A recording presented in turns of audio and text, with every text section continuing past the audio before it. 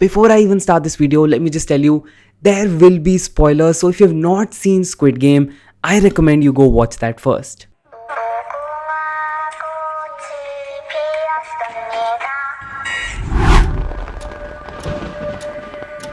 So, Squid Game, the show that has taken the world by a storm. It is a South Korean drama telling an edgy story of a group of people who are all mysteriously invited to play a series of children's games in order to win millions of dollars. The only catch is if you lose, you die. It has been trending #1 worldwide on Netflix and is quite possibly the biggest hit that the platform has come up with.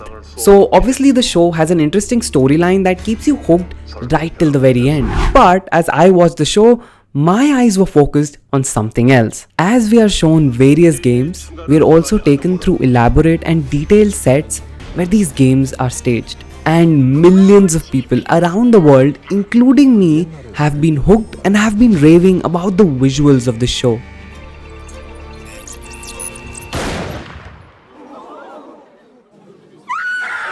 So today on Blessed Up, we are going deeper into the set design of Squid Game and also finding out which one of the sets was the most difficult and time-taking to build.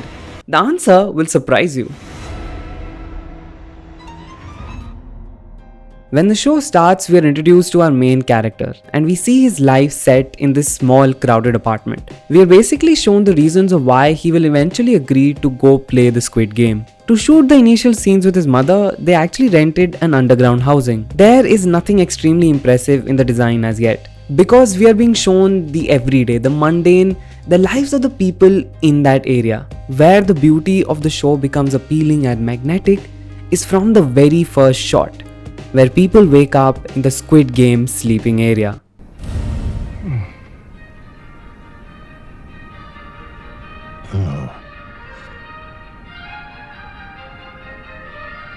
The sleeping area is the first space that we see on this mysterious island. And what is immediately striking is the bunk beds which are laid out like stands in a stadium.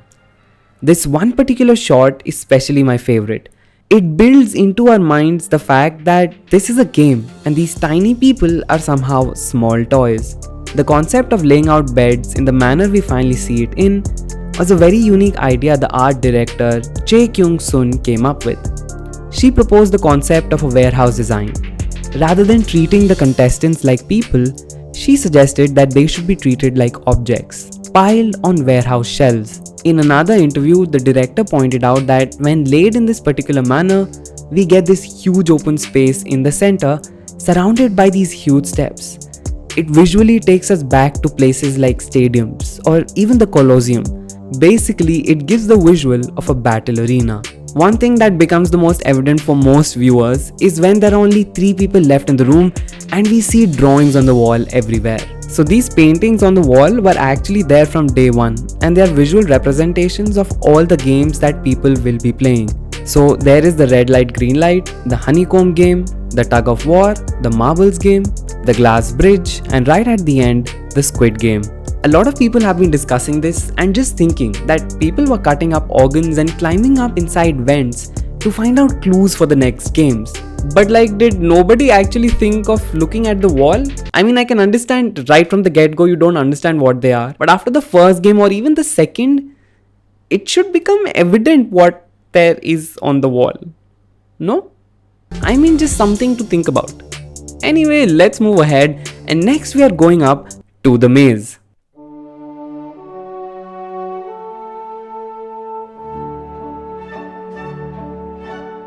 The maze was inspired by and was an homage to M.C. Escher. If this drawing or this name seems familiar, that is because I talked about it when I made the video on Inception. There too, the impossible staircase was inspired by Escher's drawings. But coming back to our maze, it wasn't just the composition itself that was so striking. It was also the colors. The pastel colored walkways could actually become an amazing children's play area. I mean, it was vibrant and visually brilliant. Basically, #Instagrammable. And yet, as you watch these scenes, there is something very, very uneasy about them. The director even spoke about this maze and said, it was a huge set that can accommodate over 100 people. I needed to give them directions while they acted. But since it's like a maze, you get lost too. So production on this maze was quite a task because it was so massive. They actually kept taking off walls and other elements from this maze to make space for cameras and other equipment. Another aspect that adds to the unnerving element of this space is the fact that each time we see it, there are less and less people that walk on it. And it keeps happening that way right till the very end when there are only 3 people left. Especially in this last shot of the set, we realize how creepy this space actually is. The art director said that when she read the script, it felt like reading a grim fairy tale. And so this maze was her interpretation of that. So now we exit the maze and come to our very first game. Red light, green light.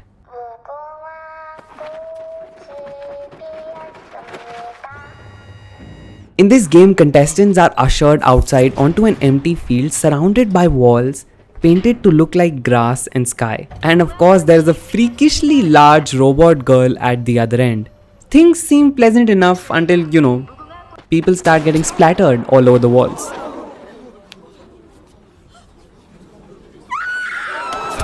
Now, this game was played in Korea, mostly back in the 70s and the 80s. I don't know about you guys, but I remember we used to play a different version of this game called Statue when I was younger as well. To create the environment here, the art director referred to the illustrations from children's textbooks.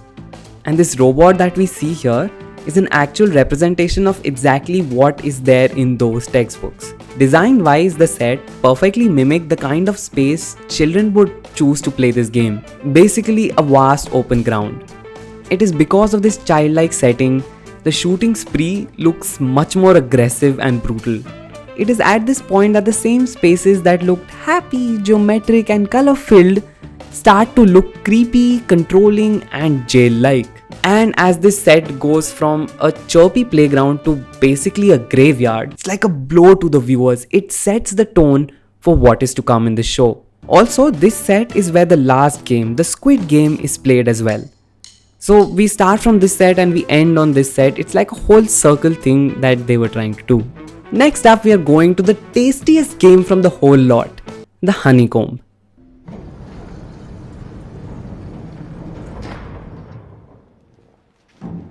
Now, at this point in the game, the players are completely aware of what is going to happen if they lose.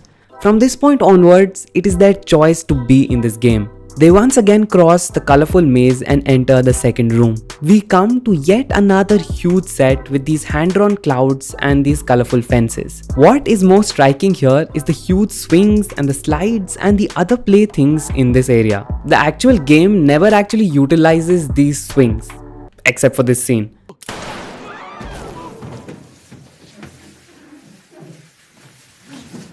So even I was thinking to myself, what is the need for these huge swing sets? Why was this built? The answer to this comes from the director himself. When we were younger, the playground was much bigger to us in proportion. So we wanted to recreate that feeling and build a giant playground for adults.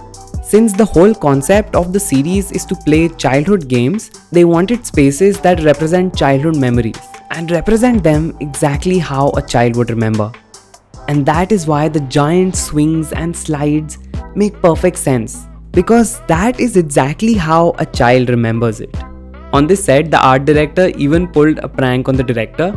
She told him to get on the slide and try it out. So he went down on the slide, but because of the shape, he sort of went down, came up in the air and landed on his butt. At that point, she was just praying that not much had happened to him and he did not get much hurt, because again the production would have been stalled for another 2-3 months. Okay, so next up we are going to a space that is my personal favorite from the whole lot, the waiting lounge. All the spaces in all of these games are designed to play with the mindset of people and to be visually appealing to the VIPs who watch this game. This particular area, which was like an in-between space, is one of the most soothing areas in this whole show. The beautiful composition of steps, the gently curved elements, all in white. To me, it felt like a calm before the storm, a chance for you to breathe before people, start getting murdered again.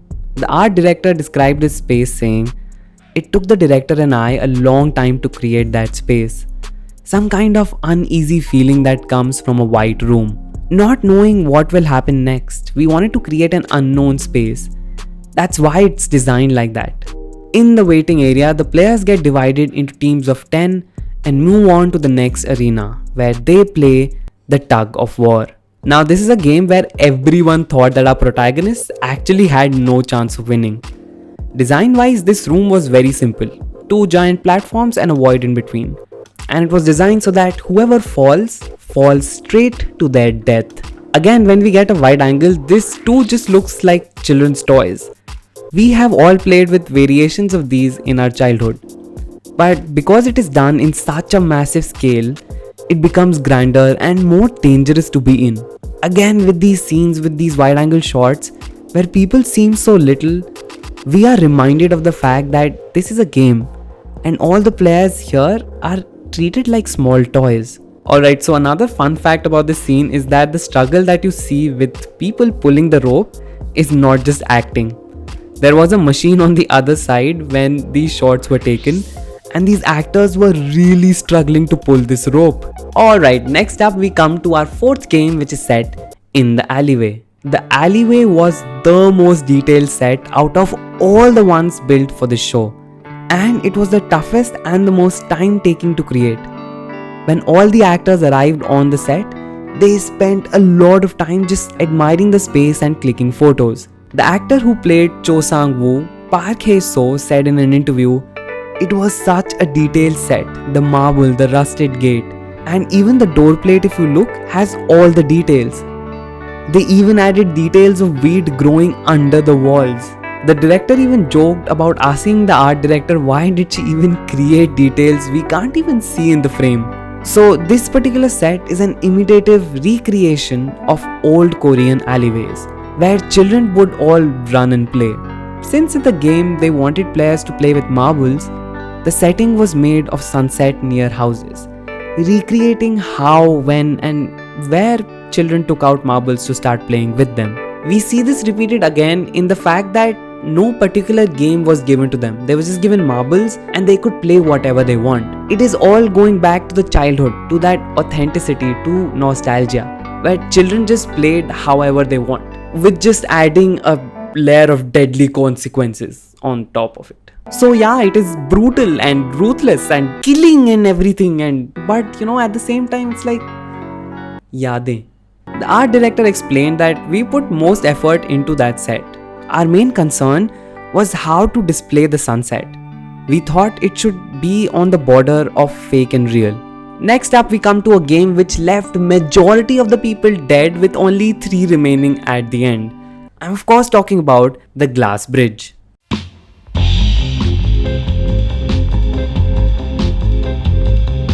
This was a very tricky set to build. The set was actually built with glass pieces and was made 1.5 meters above ground. The crew used real tempered glass elevated above the floor. The director went on to explain, "A mere 1.5 meters can make you feel frightened. The glass made them really nervous.